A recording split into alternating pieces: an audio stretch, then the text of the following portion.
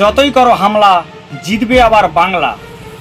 26-এ নির্বাচনের পরে দয়া করে গণেশ কুমার আমাদের রাজ্য ছেড়ে পালিয়ে যাবেন না। 26-এর নির্বাচনের পর প্রত্যেকটা বিজেপি সমর্থকদেরকে ধরে ধরে জয় বাংলা বলাবো। মনে পড়ছে এই কথাগুলো কারা বলেছিল?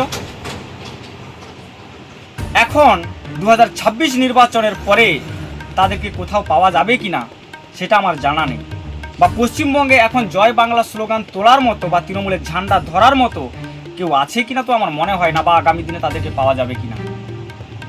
সবথেকে গুরুত্বপূর্ণ বিষয়, 2021 সালে নির্বাচনের সময় বিজেপি সরকার স্লোগান তুলেছিল এবার 200 পার। 21-এর নির্বাচনের সময় সেই টার্গেট পূরণ করতে না পারলেও 26-এর নির্বাচনের পরে সেই লক্ষ্যমাত্রায় পৌঁছতে পেরেছে বিজেপি। আমাদের রাজ্যের বিরোধী দলনেতা শুভেন্দু অধিকারীর নেতৃত্বে এবং ভারতবর্ষের সর্বাধিনায়ক মোদিজির অনুপ্রেরণা।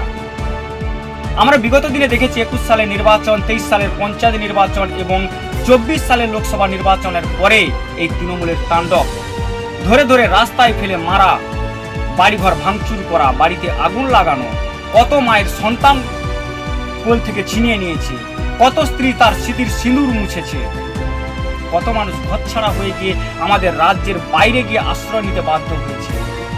দিন রাত চোখের জল নাকের জলে এক হয়ে গেছে এই বাঙালিরা এই তৃণমূল সরকারের অত্যাচারের ভয়ে। আমরা দেখেছিলাম 34 বছরের বাম শাসনের অবসান ঘটিয়ে এই পশ্চিমবঙ্গের মানুষ চেয়েছিল পরিবর্তনের জন্য। সেই পরিবর্তনটা করতে গিয়ে আমাদের এই মমতা বন্দ্যোপাধ্যায়ের মতো একজন নেত্রীকে রাজ্যের মুখ্যমন্ত্রী বানিয়েছে এবং এ রাজ্যে তৃণমূলের শাসন প্রতিষ্ঠা করেছে।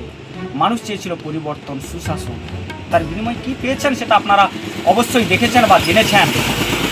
এখন তবে আমাদের দেখার বিষয় যে আজকের যে রেকর্ড সংখ্যক আসন নিয়ে 207টি আসন নিয়ে বিজেপি পশ্চিম বাংলায় আসলো, আগামী দিনে কতটা এই রাজ্যকে সুষ্ঠু এবং শান্ত রাখার পরিবেশ তৈরি করে।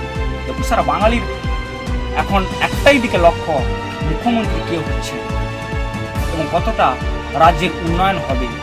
আমাদের রাজ্যে দেখেছি এর আগে স্বাস্থ্য, শিল্প, কর্মসংস্থান সব জায়গাটাকেই দুর্নীতি এবং সিন্ডিকেটে ভরিয়ে দিয়েছিল। শিক্ষিত বেকার যুবক সম্প্রদায়কে অন্ধকারের মধ্যে ফেলে দিয়েছিল তাদের জীবনকে। শুধুমাত্র দিয়েছিল নারী এবং পুরুষদেরকে ভাতার লাইনে দাঁড় করিয়ে। মানুষের মধ্যে এই আশা জাগিয়েছিল, ভাতা নাও, ভোট দাও। কিন্তু বাঙালিরা এতদিন ধরে একটা সুপ্ত আগ্নেয়গিরির মতো ঘুমিয়েছিল। ভাবতে পারেনি যে বাঙালি সুপ্ত আগ্নেয়গিরির মতো ঘুমিয়ে আছে, সেও একদিন জেগে উঠবে। তারই বিস্ফোরণ আজ 26-এর নির্বাচন। আপনারা দেখেছেন এই 3-4টে নির্বাচন, বিধানসভা নির্বাচনের পর এই প্রথমবার এত শান্তি সুশৃঙ্খলভাবে নির্বাচন হয়েছে এবং বাঙালি এই ভোটটাকে শুধু ভোট হিসাবে নয়, একটা গণতন্ত্রের উৎসব হিসাবে মেতেছিল এবং তারা স্বাধীনভাবে ভোট দিতে পেরেছে। তাই এই দুর্নীতিমুক্ত সরকারের পতন হয়েছে।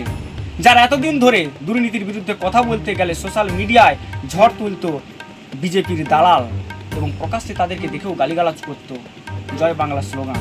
যদি এই জয় বাংলা স্লোগানটা বাংলাদেশের ধার করা, সেটা তো আপনারাও ভালোভাবে জানেন।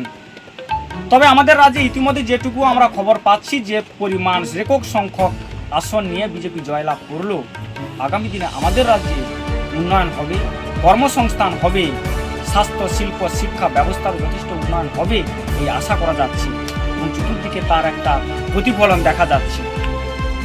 সারা রাজ্য জুড়ে বিজেপির জয়ের পরে যে মানুষ আনন্দ উৎসবে মেতে উঠেছে, যে বিজয় উল্লাসে মেতে উঠেছে, তার একটা চিত্র আপনাদেরকে দেখাবো। আমাদের সাগর বিধানসভায় বিজেপি সমর্থকদের উল্লাস, বিজেপির জোয়ার। এখন শুধু দেখার 9 তারিখে শপথ গ্রহণ অনুষ্ঠানে আমাদের রাজ্যের নতুন মুখ্যমন্ত্রী কে হচ্ছেন সেই দিকে সারা বাঙালির নজর থাকবে।